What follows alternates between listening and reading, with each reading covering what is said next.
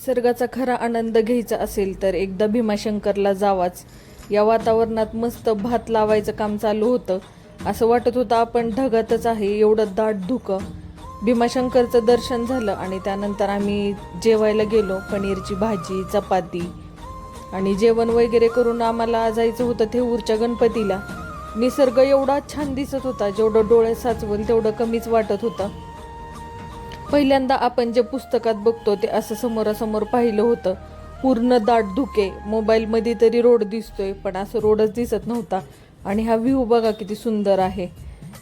कधी कॅप्चर करेल असं झालं. मी कॅप्चर करेपर्यंत थोडेफार इकडं तिकडं पण झाले प्राणी.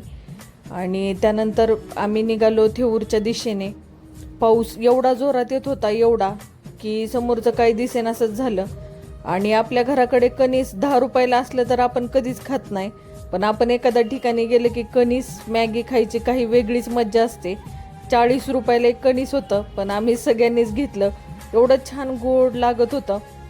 सगळ्यांच्या अगोदर मलाच दिलं. म्हटलं टेकडीवर बसले, खाली पडायचे तर नाही ना. आणि शेजारीच होतं डिंबे धरण. व्ह्यू फार छान होता. आम्ही सर्वांनी मिळून कणीस वगैरे खाल्लं आणि त्यांना म्हटलं आता तुम्ही मागे बसा, दिव्या कार ड्राईव्ह करेल. मग ड्रायव्हिंगचा फायदा तर घेतलाच पाहिजे ना. यांनी सगळ्यांनी मिळून माझा थोडा इगो पण हर्ट केला. ड्रायव्हिंग शिकली पण ड्रायव्हिंग करतच नाही. आता मी यांचं सगळ्यांचं बोलणं मनावर घेणार आहे आणि ड्रायव्हिंग परत करायला सुरुवात करणार आहे. खूप मज्जा आली. निम्म्याच्या वरती दिव्याने ड्रायव्हिंग कवर केली. असा होता आमचा भीमाशंकरचा दिवस. Thank you so much.